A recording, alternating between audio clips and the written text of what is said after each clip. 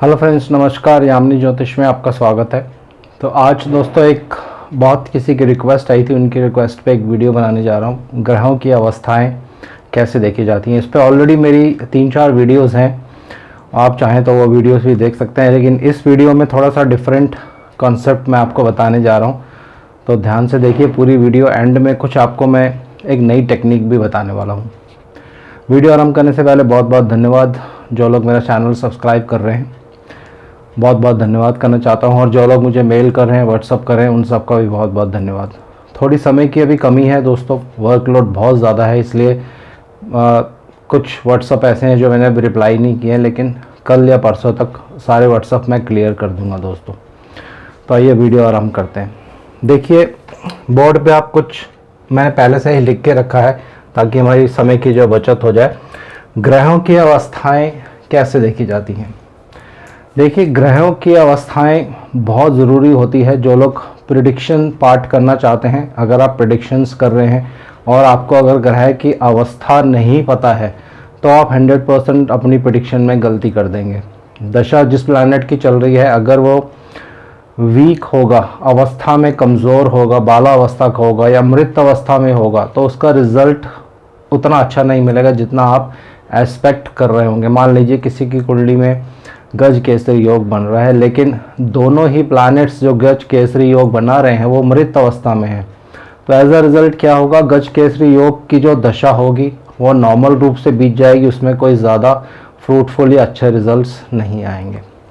तो देखिए ग्रहों की अवस्था देखने के लिए 3-4 विधियाँ होती हैं, डिफरेंट इसमें कॉन्सेप्ट्स हैं, थोड़ी कॉन्ट्रडिक्शंस भी हैं। कुछ लोग एक कॉन्सेप्ट को मानते हैं, कुछ लोग दूसरे कॉन्सेप्ट को मानते हैं। जो मेरी एक लास्ट वीडियो है उसमें आपने देखा होगा कि भाव चलित कुंडली बनाकर फिर एक डिग्रीज निकलती हैं, उस डिग्रीज के पास जो प्लैनेट होता है उसके अकॉर्डिंगली अवस्थाएं बनती हैं, वो आप मेरी पुरानी वीडियो देख सकते हैं। तो ये एक क्लासिकल कॉन्सेप्ट है दोस्तों, मोस्टली हर बुक्स में आपको ये मिलेगा। अगर आप फल दीपिका पढ़ेंगे या बृहत होरा शास्त्र पढ़ेंगे तो ये विधि उसमें दी रहती है, और ये विधि अगर आप प्रेडिक्शंस पार्ट में अप्लाई करेंगे तो 100% आपको अच्छे रिजल्ट्स आएंगे। तो आइए इसको पहले मैं समझा देता हूँ इसका मतलब क्या है। देखिए मेष राशि, मिथुन, सिंह, तुला और धनु और कुंभ, ये जो राशियां होती हैं 1, 3, 5, 7, 9 और 11, ये नंबर का मतलब है ये राशियां हैं। इसमें अगर कोई भी प्लैनेट 0 to 6 डिग्रीज यानी 0 से 6 डिग्रीज तक होगा तो उसकी जो अवस्था दी गई है वो है बाला अवस्था दोस्तों। यानी कि उस प्लैनेट में इतनी पावर नहीं है कि वो इतना अच्छा रिजल्ट दे पाए। इसमें जब मैं नेक्स्ट वीडियो बनाऊंगा तो आपको ये बताऊंगा कि कितने परसेंटेज रिजल्ट प्लैनेट दे सकता है जब वो किस अवस्था में होता है। अब सेकंड लेते हैं, अगर आपका प्लैनेट कोई भी प्लैनेट इस राशियों में है और 6 डिग्री से 12 डिग्री तक है तो इसको कुमार अवस्था में गिना जाता है। कुमार अवस्था अच्छी मानी जाती है, जैसे कि आप नाम से ही जान सकते हैं कि कुमारा मतलब थोड़ा सा जब बच्चा यंग हो जाता है कुमार अवस्था में आ जाता है। इसी तरह से 12 से 18 डिग्रीज तक जो होगा ये सबसे ज़्यादा पावरफुल डिग्रीज मानी जाती हैं दोस्तों। कोई भी प्लैनेट अगर अच्छे हाउस में प्लेस्ड है, अच्छी राशि में प्लेस्ड है या अपने हाउस में ही प्लेस्ड है और इन डिग्रियों पे है तो वो युवा अवस्था में गिना जाता है। युवा मतलब बहुत ही पावरफुल डिग्रीज होती हैं। ये प्लैनेट पूर्ण रूप से आपको 100% अपने फ्रूटफुल रिजल्ट्स देगा। और कोई भी प्लैनेट जब 18 से 24 डिग्रीज तक होता है तो वो उसको वृद्धावस्था या प्रौढ़ अवस्था जिसको आप कह सकते हैं उसमें आ जाता है। तो ये प्लैनेट जो है रिजल्ट देने की कैपेसिटी इसकी थोड़ी कम हो जाती है, कुछ ही परसेंट ये रिजल्ट दे पाता है। अब बात करते हैं, ये बहुत इम्पॉर्टेंट है दोस्तों, 24 डिग्री से लेकर 30 डिग्री तक। देखिए 24 डिग्री अगर कुछ मिनट्स भी ऊपर हो गए तो फिर वो प्लैनेट मृत अवस्था में आ जाता है दोस्तों। मृत अवस्था में आने के बाद प्लैनेट बहुत बहुत कम रिजल्ट देता है, लेकिन उसमें एक्सेप्शन है, कुछ परिहार हैं। अगर कोई योग कारक प्लैनेट उस पर दृष्टि डाल दे या कोई शुभ ग्रह, नेचुरल शुभ ग्रह अच्छी राशि में बैठा हो, वो उन पे दृष्टि डाल दे तो फिर वो अपना रिजल्ट दे देते हैं। ये मैं नेक्स्ट वीडियोस में और आपको एक्सप्लेन करूंगा कि प्लैनेट्स रिजल्ट कैसे देते हैं, कौन सी दशा आपकी चल रही है, कौन सा प्लैनेट क्या रिजल्ट देने वाला है। हल्का सा एक ब्रॉडर वे में आपको मैं नेक्स्ट वीडियो में इसमें एक्सप्लेन करूंगा। अब आगे चलते हैं। तो ये आपने समझ लिया। अब 2, 4, 6, 8, 10, 12 राशियां जो होती हैं, वृष, कन्या और 6 नंबर वृश्चिक, 10 नंबर मकर और 12 नंबर मीन राशि। तो कन्या राशि ये सब इस तरह से ली गई हैं। 0 से 6 डिग्रीज होगा तो अब ये उल्टा हो जाता है। अगर इन राशियों में आपके प्लैनेट हैं तो 0 से 6 डिग्रीज तक वो मृत अवस्था में आ जाएंगे, उनमें कोई भी रिजल्ट देने की कैपेसिटी जो होगी बहुत कम हो जाती है। और इसका परिहार वही है, कोई अच्छा प्लैनेट दृष्टि डालेगा तो अच्छा रिजल्ट दे सकते हैं। उसी तरह से 6 डिग्री से 12 डिग्री तक वृद्धावस्था, 12 से 18 तक, ये बहुत इंपॉर्टेंट है दोस्तों। देखिए एक चीज़ यहाँ कॉमन है, यहाँ भी और यहाँ भी 12 से 18 डिग्री सी ली गई हैं और दोनों को युवा अवस्था में ही लिया गया है। तो कोई भी प्लैनेट अगर आपके किसी भी राशि में है और 12 से 18 डिग्रीज में है तो वो प्लैनेट पूर्ण रूप से अपना पावरफुल रिजल्ट देगा। अभी मैं आपको एक्सप्लेन करूंगा ये। इसी तरह से 18 से 24 डिग्रीज में अगर इन राशियों में है तो कुमारा अवस्था, रिजल्ट देने की कैपेसिटी कम होगी। और 24 से 30 डिग्रीज तक इसको बाल अवस्था में कहा गया। बाल अवस्था का मतलब ये होता है कि दोस्तों प्लैनेट बहुत परसेंटेज में कम रिजल्ट देता है। तो ये एक सिंपल है, इसको आप नोट कर सकते हैं। और अब मैं आपको इसमें कुछ कॉन्सेप्ट्स बताने जा रहा हूँ। ज़्यादा डिटेल में नहीं बताऊँगा क्योंकि ज़्यादा डिटेल में अगर बताता हूँ तो कन्फ्यूज़न हो जाती है। अब एक कुंडली एग्जाम्पल लेता हूँ मैं। फॉर एग्ज़ाम्पल मान लीजिए यहाँ पे नंबर 11 है और यहाँ पे मंगल देव प्लेस्ड हैं। एक एग्जाम्पल मैं आपको बता रहा हूँ। कोई भी पंडित को आप कुंडली दिखाएंगे या जिनको भी आप मानते हैं उनको आप कुंडली दिखाएंगे तो वो क्या करेंगे, जैसे ही कुंडली देखेंगे फट से ये बोल देंगे कि ये व्यक्ति तो मांगलिक है, चौथे घर में मंगल है, बहुत कष्ट होगा, बहुत प्रॉब्लम होगी, कुंडली मिलान करनी पड़ेगी। लड़की की कुंडली में अगर ये मांगलिक होंगे, लड़की मांगलिक होगी तभी कुंडली मैच होगी, और बहुत सी और बातें जो भी वो बताना आपको चाहते हैं। लेकिन ये चीज़ आपको पहले ध्यान रखनी है कि ये मंगल देव कितनी डिग्रीज पे हैं। अब देखिए कुंभ राशि में मंगल हैं तो हमारी ये ऊपर वाला स्लैब जो है ये आ जाएगा। फॉर एग्जांपल मैं ले लेता हूँ कि मंगल 28 डिग्रीज पर है, मंगल देव 28 डिग्रीज पर हैं। देखिए अगर ये मंगल 28 डिग्रीज पे होंगे तो दोस्तों कैसे इस जातक को आप मांगलिक मान सकते हैं। ये बिल्कुल भी गलत जो है प्रेडिक्शंस हो जाती हैं।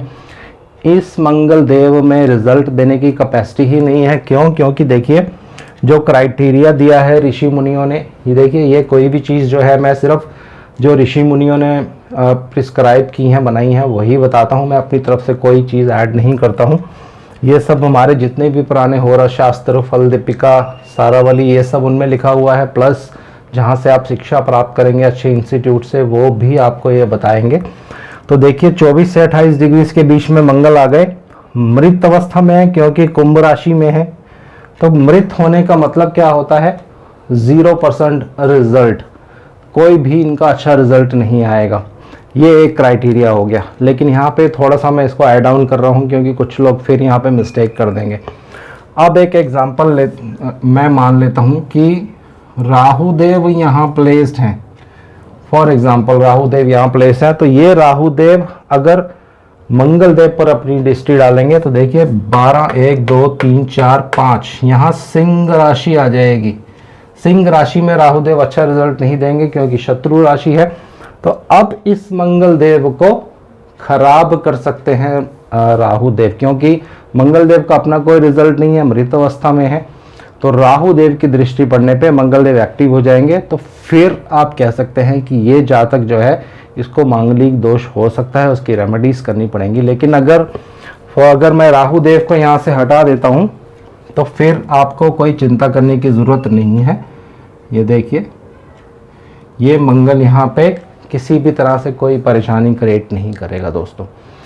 और अगर मंगल देव पर गुरुदेव का शुभ प्रभाव हो जाएगा या किसी योग कारक प्लैनेट शुक्र देव का मान लीजिए अगर शुभ प्रभाव हो जाएगा तो फिर बिल्कुल भी मांगलिक होने का कोई रोल या सवाल पैदा ही नहीं होता है।